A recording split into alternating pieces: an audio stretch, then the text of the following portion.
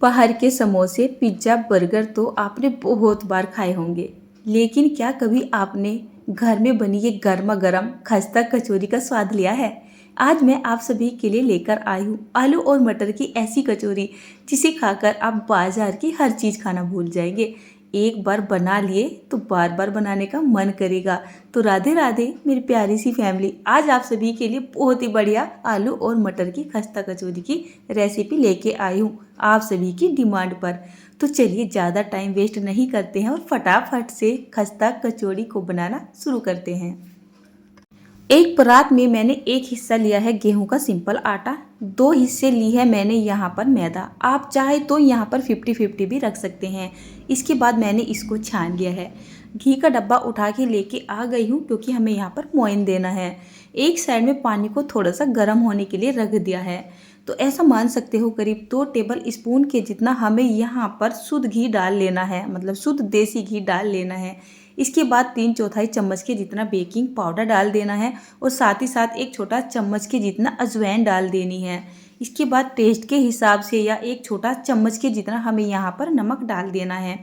अब इन सभी चीज़ों को हमें कुछ ऐसे मिक्स करना है कि जैसे हमने यहाँ पर घी का मोइन लगाया है ना, तो मोइन हमारे आटे में कुछ इस तरीके से मतलब घुल मिल सा जाए एक तरीके से कि इसकी इस तरीके से मुठ्ठियाँ बनने लगे। इसके बाद हमें पानी ले लेना है। ध्यान रहे यहाँ पर पानी आपको ठंडा नहीं लेना है। सर्दियाँ चल रही है ना, तो ठंडा पानी डालने से हमारा आटा अच्छे से तैयार नहीं होगा। तो पानी को हल्का सा गुनगुना कर लीजिए और इसका एक सॉफ्ट आटा लगा के तैयार कीजिए। थिक आटा नहीं लगाना है, इसका हमें एकदम से सॉफ्ट आटा लगाना है, नहीं तो जो कचौड़ी होती है ना वो फट फट के जाती है अगर आटा हमारा थोड़ा टाइट लग जाता है। इसके बाद आटे के ऊपर थोड़ा सा तेल डाल देते हैं और इसको अच्छे से रगड़ सा देते हैं। इसके बाद इसको किसी भारी से कपड़े से ढक देते हैं ताकि हमारा आटा ठंडा ना हो और साइड में छोड़ देते हैं 15 से 20 मिनट के लिए। यहाँ पर तैयारी हो चुकी है मसाला बनाने की। ये इमाम जस्ता है, एक मेरे पास लकड़ी का है, एक पत्थर का भी है, एक छोटा सा वैसे स्टील का भी है। लेकिन किसी की मूसली नहीं मिलती है तो किसी का इमाम जस्ता नहीं मिलता है। सामान कुछ इस तरीके से भरा रखा है। कढ़ाई में 1 चम्मच के जितना जीरा डाला, 2 चम्मच के जितना साबुत धनिया डाला, 1 चम्मच के जितना सौंफ डाली, एक बढ़िया 7 चम्मच भर के यहाँ पर हम काली मिर्च का डाल देते हैं। इसके बाद गैस का फ्लेम करेंगे लो और मीडियम के बीच में और करीब इसको 2 से 2.5 मिनट तक भूनना है। हमें इसको जलाना नहीं है, थोड़ा सा डार्क सा भून के तैयार कर लेना है। तैयार हो चुका है, इसको डाल देते हैं इमाम जस्ते में। थोड़ा सा गरम गरम ही डाल देंगे और इसका थोड़ा सा दरदरा सा पाउडर बना के तैयार कर लेंगे। तो जब भी मुझे कभी काम में बहुत ज़्यादा जल्दी होती है तो हमेशा मेरा साथ देते हैं मेरे हस्बैंड, मतलब ऐसे ऐसे काम मैं उनके ऊपर छोड़ देती हूँ। तो इन्होंने इसका एक बढ़िया सा दरदरा सा फाइन पाउडर बना के तैयार कर दिया है। बस यही टेक्सचर चाहिए था मुझे इस मसाले का। एक कढ़ाई में 1 छोटा चम्मच के जितना तेल डाल देते हैं। इसमें बहुत थोड़ा सा हींग डाल देते हैं। इसके बाद यहाँ पर 1 छोटा चम्मच के जितना जीरा डाल देते हैं। जीरे को हल्का सा चटक जाने देते हैं। यहाँ पर हरी मिर्च और अदरक काट के डाल देते हैं। अदरक को तो मैंने कूट के डाला है, हरी मिर्च को मैंने काट के ही डाला है। आप दोनों को कूट के डाल सकते हैं या काट के भी डाल सकते हैं। इसके बाद यहाँ पर थोड़े से मटर के दाने डाल देते हैं, करीब 100 ग्राम के जितने, और इनको भी हम बहुत ही हल्का सा चला लेते हैं। इसके बाद मटर हमारी थोड़ी सी पक जाए तो इसके लिए हम यहाँ पर थोड़ा सा पानी डाल देते हैं। साथ में हमें यहाँ पर मसाले भी डालने हैं। तो पानी डालने से एक तो हमारी मटर थोड़ी सी पक जाएंगी और साथ ही साथ जो मसाले डालेंगे ना वो भी भुन जाएंगे। टेस्ट के हिसाब से नमक डालिएगा, साथ ही साथ लाल मिर्च का पाउडर डालिएगा, बहुत ही हल्का सा गरम मसाला डालना है, बहुत थोड़ी सी कसूरी मेथी डालनी है। और इसके बाद इन मसालों को हमें करीब 1 से 2 मिनट तक गैस का फ्लेम लो रखते हुए पका लेना है। इसके बाद हम यहाँ पर डालेंगे आलू। तो मैंने पहले से ही आलू को बॉईल कर लिया था, तो आलू को हम हाथों से ही थोड़े से तोड़ के डालेंगे, किसी मैसर से मैश नहीं करेंगे, नहीं तो जो हमारी स्टफिंग बनती है ना वो लिसी सी हो जाती है, मतलब बारीक सी हो जाती है। और इस तरीके की जब भी हम कचौड़ी समोसे वगैरह बनाते हैं तो आलू में हल्के से मोटे चंक्स रहते हैं, तो खाने का स्वाद 2 गुना, क्या मैं बोलती हूँ, कई गुना बढ़ जाता है। आलू मैश करने के बाद यहाँ पर जो तैयार किया था ना वो मसाला यहाँ पे डाल दिया है। अब हम इसको बहुत ही अच्छे तरीके से मिक्स कर देते हैं। यहाँ पर हम गैस को ऑफ कर देंगे, नहीं तो जो हमारा मसाला है ना वो बहुत ज़्यादा गर्म हो जाएगा और ये थोड़ा सा पतला सा भी हो जाएगा। तो अगर आपको ऐसा लग रहा है आलू थोड़े से मोटे मोटे से हैं तो आप इस तरीके से स्पैचुला से इसको तोड़ते जाइए। मैं यहाँ पर काला नमक डालना भूल गई थी। इस तरीके के नाश्ते में काला नमक एक मेन रोल निभाता है स्वाद में, मतलब स्वाद बहुत ज़्यादा बढ़ जाता है। थोड़ा सा मैंने यहाँ पर हरा धनिया भी डाल दिया है। इसके बाद हम इसको बहुत ही अच्छे तरीके से मिक्स कर देंगे। अब जैसे मैंने यहाँ पर नमक और मिर्च का इस्तेमाल किया है तो मेरे घर में जैसा चटपटा या जैसा भी खाया जाता है मैं उस तरीके से नमक मिर्च वगैरह डालती हूँ। आपके यहाँ पर जैसा नमक जैसा मिर्च खाया जाता है आप उस हिसाब से डालिए। स्टार्टिंग में आप कुछ कम डालिए, उसके बाद थोड़ा टेस्ट कर लीजिए, उसके बाद आप बढ़ा लीजिए, सिंपल।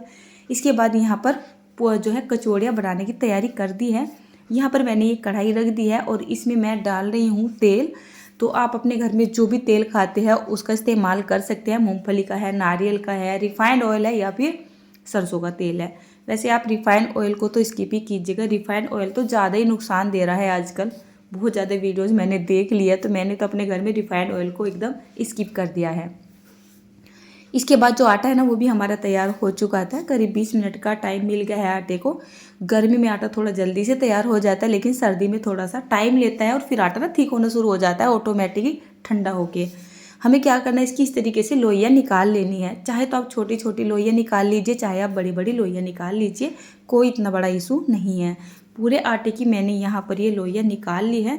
इसके बाद हमें क्या करना है, इनको ना ढक देना है, नहीं तो ठंड इतनी ज़्यादा है कि लोइयाँ हमारी ना ठंडी हो जाएंगी, फिर इसकी कचौड़ियाँ बनना बहुत ज़्यादा मुश्किल हो जाएंगी। अब मैंने यहाँ पर चकला ले लिया है। वैसे आपको मैं बताऊँ, आपको मैं क्या बताऊँ, आप सभी को तो पहले से ही पता है। मैं सोच रही थी कि मैं इनको बेल के बनाती हूँ लेकिन मुझसे बेल के पूरी कचौरी बनती नहीं है, तो मैंने तो सिंपल अपना ही तरीका इस्तेमाल कर लिया है। बाकी आप इस तरीके से पहले इसकी एक रोटी सी बना लें, चाहे हाथ से बना लें या फिर आप सिंपली चकले से बना लें। इसके बाद आपको जितनी स्टफिंग इसके अंदर फिल करनी है आप इतनी स्टफिंग यहाँ पे भर लीजिए। देखिए मैंने यहाँ पर कितनी सारी स्टफिंग को फिल कर लिया है और फिर इसको इस तरीके से उठाते हुए चारों तरफ से और इस तरीके से पैक कर दीजिए।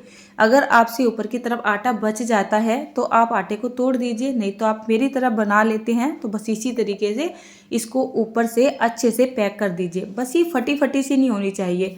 बाई चांस अगर ये फटी फटी रह गई तो तेल में जाने के बाद ही बहुत परेशान करेगी और फट जाएगी, कहने का मतलब ये है। तो इसी तरीके से आप चाहे तो सारी कचौड़ी को बना के तैयार कर लीजिए या 5-7 कचौड़ी बना के रख लीजिए, उसके बाद आप साथ के साथ ही भर भर के डालते रहिए। इसके बाद तेल को मीडियम सा गरम कर लेना है और ये कचौड़ियाँ यहाँ पे डाल देनी है। तो मैंने तो यहाँ पर ये काफ़ी बड़ी बड़ी कचौड़ियाँ बनाई है, सिंपली जैसे मैं आटे की कचौड़ियाँ बनाती हूँ। इन दो को डाल के पहले मैं सेक लेती हूँ। आप कलर तो देखिए कितना प्यारा सा आ रहा है और साथ ही साथ जो बबल आ रहे हैं ना, यही निशानी है खस्तापन की। इसी से ये हमारी कचौड़ी बहुत ज़्यादा खस्ता बनेगी। मतलब इनका टेस्ट ना एकदम ऐसा आने वाला है मानो समोसे का टेस्ट आता है। और इनको बनाने का अब मैं एक जो मेन कारण है वो बता देती हूँ। मेरे बेटे को मीठा बहुत कम पसंद है, वो इस तरीके की जो है चटपटी चीज़ें ज़्यादा पसंद करता है, खासकर समोसे वगैरह बहुत ही पसंद करता है। काफ़ी दिन से ही बोल रहा था मम्मी समोसे बना दो, समोसे बना दो, और समोसे बनाने में मुझे बहुत ज़्यादा टाइम लगता है एक तरीके से आप मानो। तो फिर मैंने सोचा चलिए समोसे का स्वाद देने वाली कचौड़ी बना देती हूँ, क्योंकि कचौड़ियाँ बनाने में मैं एक्सपर्ट हूँ, फटाफट से मुझसे बन जाती है। तो इसी वजह से मैंने इन कचौड़ियों को बनाया है। खाने में बिल्कुल समोसे के जैसी लग रही है और इसके अंदर जो मैंने स्टफिंग को भरा है ना, गजब का स्वाद आया है। सेकने का टाइम बता देती हूँ। ये कचौड़ी कम से कम 8 से 10 मिनट का टाइम लेंगी सीखने में। मतलब जैसे मैंने यहाँ पे चार कचौड़ियाँ डाली है ना, तो ये कम से कम 10 मिनट का टाइम ले लेंगी। शुरू में आपको गैस का फ्लेम हाई रखना है, नहीं तो ये फूलेंगी नहीं। और फिर 1 से 2 मिनट के बाद ही गैस का फ्लेम लो और मीडियम के बीच में रखना है और इनको अच्छा खस्ता होने तक सेक लेना है। शुरू की मैंने 4 कचौरियाँ अंदर भिजवा दी है, जो मैंने स्टार्टिंग में बनाई थी भोग के लिए। और उसके बाद यहाँ पर ये मैंने कुछ कचौड़ियाँ बना के तैयार कर ली है। कुछ खाने वाले बैठ भी गए हैं, क्योंकि इस तरीके के जो नाश्ते होते हैं ना, तो वो गरम गरम खाने में ज़्यादा टेस्टी लगते हैं। तो आप देख ही सकते हैं एकदम इतनी बढ़िया लग रही, इतनी लाजवाब लग रही है ना। इसके ऊपर जो बबल से आ रहे हैं, हल्का हल्का सा आपको वाइट वाइट बिंदु से जो नज़र आ रहे हैं ना, तो बस यही इसका असली स्वाद है। तो आपने देखा इनको बनाना कितना ज़्यादा आसान था। एक दो कचौड़ी और आपको तोड़ के दिखा देती हूँ। बस आप इनको थोड़ा सा टाइम लगा के थोड़ा सा ध्यान से सेक लीजिएगा, ताकि अंदर तक जो परत है ना वो एकदम से खस्ता बन जाए। तो खाने में इतनी ज़्यादा स्वाद लगेंगी ना कि आपने अगर एक बार बना के अपने बच्चों को खिला दी ना, तो वो बाज़ार की चीज़ें, बाज़ार के समोसे, बाज़ार के बर्गर, बाज़ार के पिज़्ज़ा वगैरह सब कुछ भूल जाएंगे और बस इन्हीं को बनवा के खाएंगे। अच्छा, भोग तो मैंने अंदर पहुंचा दिया है और मुझे भी बहुत ज़ोरों की भूख लग रही है, तो मैं भी थोड़ी सी कचौड़ी खा के देख लेती हूँ। वैसे इन कचौड़ी को खाने के लिए चाहे तो आप इनके साथ चाय बना लीजिए, या फिर आप यहाँ पर तीखे वाली चटनी बना लीजिए, लाल चटनी बना लीजिए, इमली की चटनी बना लीजिए। मतलब हर किसी के साथ ऑटोमेटिक ये मैच हो जाती है या एडजस्ट हो जाती है या स्वाद को बना देती है। तो कैसी लगी रेसिपी?